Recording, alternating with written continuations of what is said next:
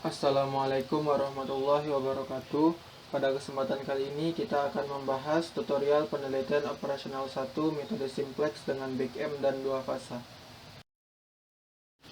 Yang pertama adalah metode Big M. Pada metode simplex Big M ini, variabel-variabel artifisial diberi nilai atau biaya yang sangat besar pada fungsi tujuannya. Umumnya, yang digunakan adalah memberi nilai M sebagai biaya pada persoalan minimasi dan min M sebagai keuntungan pada persoalan maksimasi dengan asumsi bahwa M adalah angka positif yang sangat besar. Untuk lebih memahami terkait dengan metode simplex Big M ini, kita akan masuk kepada contoh soal.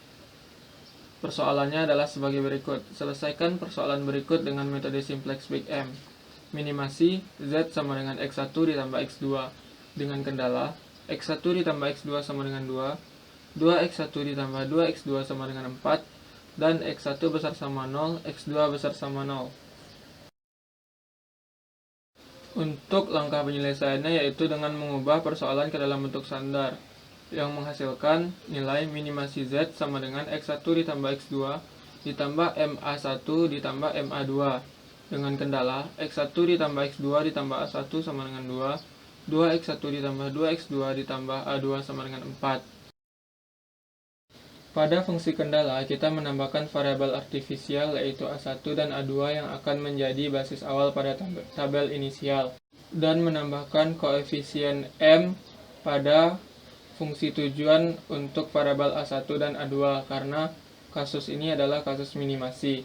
Selanjutnya kita akan melakukan metode simplex biasa untuk menyelesaikan persoalan tersebut, di mana yang akan menjadi basis awal yaitu variabel A1 dan A2.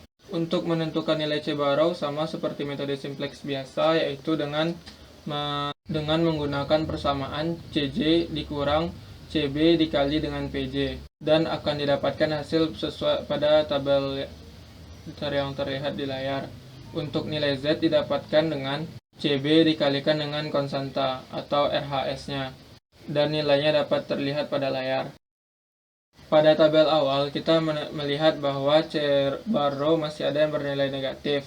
Hal ini menandakan solusi belum optimal. X1 akan memasuki basis karena memiliki nilai C-Barrow yang paling negatif.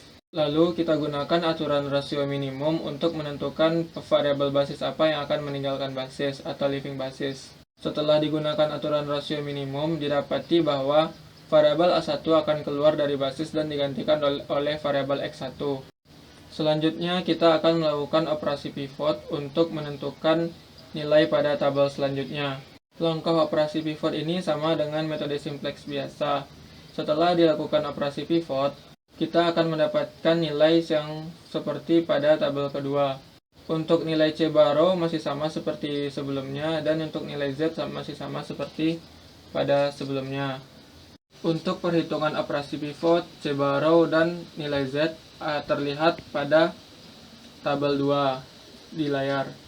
Karena nilai C-Barrow tidak ada yang bernilai negatif karena ini kasus minimasi, maka iterasi diselesaikan dan didapatkan solusi optimal dengan nilai Z sama dengan 2 dan nilai X1 sama dengan 2, X2 sama dengan 0, A1 sama dengan 0, dan A2 sama dengan 0.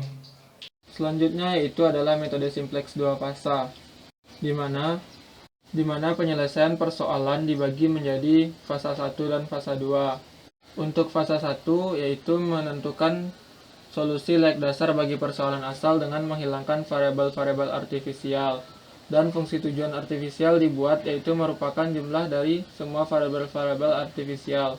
Fungsi tujuan artifisial ini kemudian diminimasi dengan menggunakan metode simplex. Setelah selesai dengan fasa 1 dan didapatkan tabel optimalnya, maka akan dilanjutkan kepada fasa 2, yaitu pada fasa ini solusi layak dasar yang diperoleh pada akhir fasa 1 dioptimasi.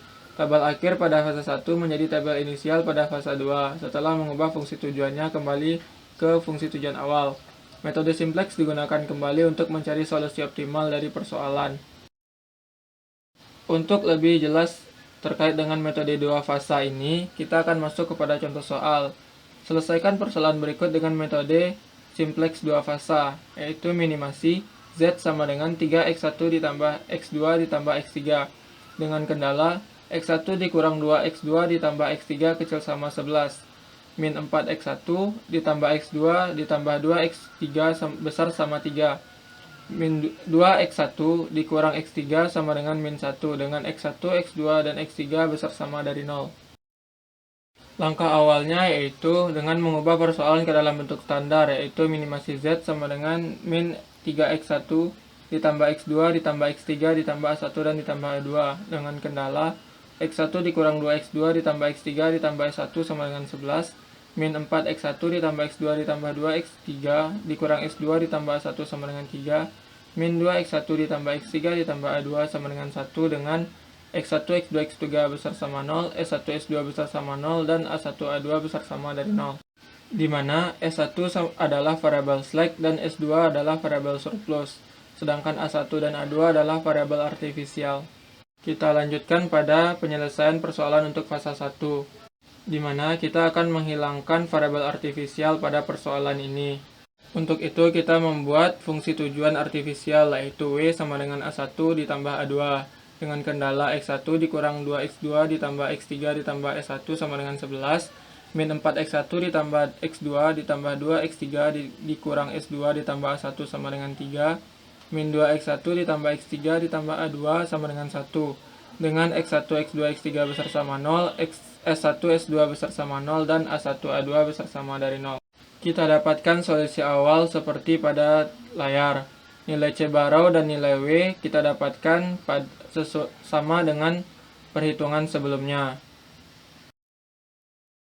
Karena ini kasus minimasi, kita masih melihat ada nilai negatif pada C barau.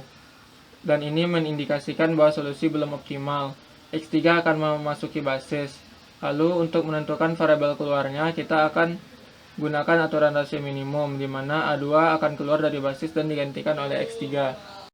Selanjutnya, kita akan lakukan operasi pivot seperti yang ada pada layar untuk mendapatkan nilai pada tabel 2. Untuk C barau didapatkan sama seperti penyelesaian sebelumnya, dan nilai W juga sama seperti penyelesaian sebelumnya.